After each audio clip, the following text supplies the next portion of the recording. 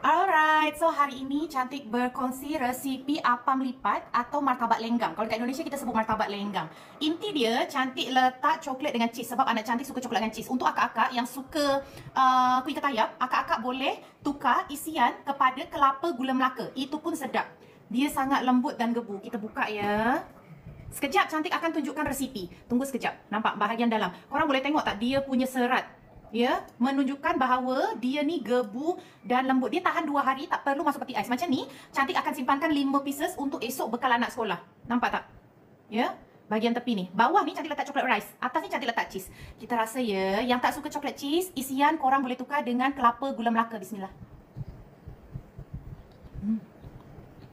Lembut korang. Untuk korang yang nak buat isian kelapa gula Melaka, esen vanila tu korang boleh tukar dengan esen pandan korang. Lagi sedap.